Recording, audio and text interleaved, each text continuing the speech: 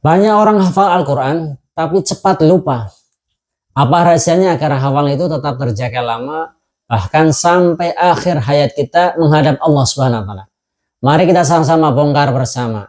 Assalamualaikum warahmatullahi wabarakatuh. Alhamdulillahirrabbilalamin. Nahmaduhu wa nusallimu ala rasulil karim. Sahabat wab official yang dimuliakan Allah Subhanahu wa Ta'ala, menghafal Al-Quran itu bukan hanya soal hafal di lidah atau di lisan, tapi juga soal menjaga di hati kita, menguatkan dalam amal, dan juga mewariskan dalam dakwah. Oleh karena itulah, menjaga hafalan adalah amanah yang besar yang harus dijaga dengan serius dan sungguh-sungguh tentunya. Insya Allah hari ini kita akan bongkar 5 rahasia penting untuk menjaga hafalan Al-Quran. Tentunya lengkap dengan dalil Al-Quran dan hadis Nabi Muhammad SAW dan juga nasihat para ulama.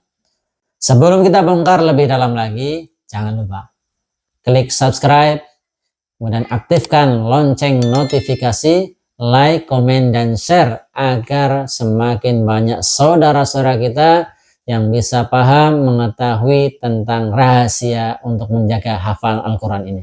Rahasia yang pertama adalah memurojaah hafalan.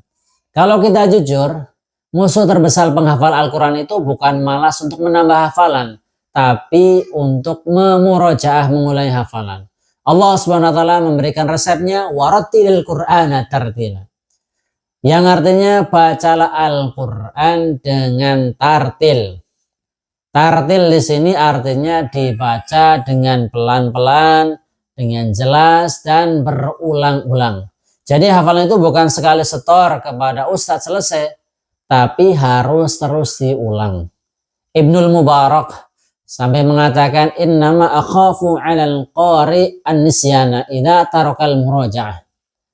Yang aku takutkan pada qari, pada pembaca Al-Quran, penghafal Al-Quran adalah lupa jika ia meninggalkan murojaah. Jadi sahabat sekalian, kalau sudah hafal jangan berhenti di situ. Misalnya buat jadwal setiap hari 1 juz untuk murojaah. Kalau belum mampu ya setengah juz pun tidak masalah. Yang penting itu adalah istiqomah, konsisten.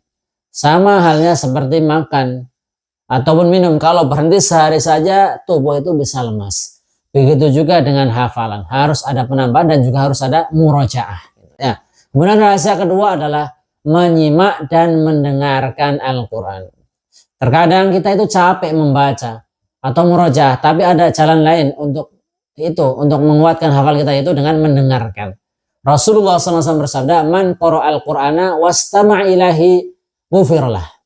Barang siapa membaca Al-Quran dan mendengarkannya, menyimak, maka diampuni baginya dosa-dosanya. Hadis riwayat Baihaqi. Jadi dengan mendengar atau menyimak, hafalan kita itu semakin kuat. Sama seperti lagu atau musik itu. Kenapa cepat hafal? Karena sering kita dengar berulang-ulang. Jadi tipsnya ya, kalau capek mungkin kita bisa putar murotal sesuai juz yang sedang dihafal atau murojaah. Misalnya lagi murojaah juz 30, biasakan dengar MP3 atau YouTube murotal setiap waktu senggang atau pas lagi capek. Bisa di jalan, saat istirahat, bahkan sebelum tidur. Insya Allah hafalan kita itu semakin lengket dan kuat. Kemudian rahasia yang ketiga adalah memahami dan mentadaburi Al-Quran. Kawan-kawan sekalian, kalau hanya hafal Al-Quran, hafal lafadznya, tapi tidak paham maknanya, biasanya cepat hilang. Allah bertanya dalam Al-Quran, afala yatadabbarunal Quran, maka apakah mereka tidak mentadaburi Al-Quran? Nah, kalau kita paham arti ayat yang kita hafal, paham maknanya, itu seperti mengikat hafalan dengan tali yang kuat. Jadi tipsnya, saat menghafal, catat artinya, sangat penting ini. Kalau enggak, bacalah. Kalau bisa diskusikan tafsirnya dengan ustadz-ustadz. Misalnya kita hafal ayat tentang sabar, tentang syukur. Lalu tahu maknanya, saat menghadapi ujian, kita bisa syukur. Langsung teringat ayat itu. Bisa sabar ya, maksudnya. Hafalan jadi hidup, bukan sekedar di lidah, tapi juga dijaga dalam hati. Rahasia keempatnya adalah mengamalkan Al-Quran. Para ulama mengatakan Al-Quran itu bukan hanya untuk dibaca atau dihafal saja, tapi untuk diamalkan. Rasulullah Sallallahu Alaihi Wasallam adalah contoh nyata. Aisyah radhiyallahu anha berkata, "Kana khuluquhul Quran." Bahwasanya akhlak Nabi Muhammad SAW adalah Al-Quran. Ini hadis riwayat Muslim. Jadi semakin kita mengamalkan hafalan kita, maka makin kuat hafalan insya Allah. Contoh, kalau hafal ayat tentang sholat khusyuk ya, maka perbaiki sholat kita agar bisa khusyuk. Hafal ayat tentang sedekah, maka kita belajar untuk bersedekah, memperbanyak sedekah, memberi kepada sama. Dengan begitu hafalan itu tidak hanya keluar dari lisan, tapi dalam hidup, dalam perilaku kita sehari-hari. Nah, kemudian yang kelima, rahasianya adalah mengajarkan dan mendakwahkan Al-Quran. Rasulullah SAW bersabda, khairukum man ta'allama al-Quran wa 'allama. Sebaik-baik kalian adalah yang belajar Al-Quran dan juga mengajarkannya atau mendakwahkannya. Kalau Rasulullah SAW. Mengajar orang lain justru membuat hafalan kita makin kokoh dan kuat. Kenapa coba? Karena setiap kali kita setorkan, otomatis kita murojaah. Ada setoran, kita juga bisa murojaah, menyimaknya. Jadi tipsnya, ajarkan hafalan Al-Quran ini ke adik-adik, teman, atau bahkan jadi guru ngaji kecil-kecilan, tidak masalah. Kalau belum bisa formal, cukup buat setoran bersama teman-teman kita yang bisa kita ajak. Saling menyimak, saling mendengar, dan juga saling mengoreksi. Insya Allah hafalan kita akan semakin kuat dan semakin kokoh. Jadi kesimpulannya sahabat sekalian, rahasia menjaga Al-Quran itu poinnya ada 5.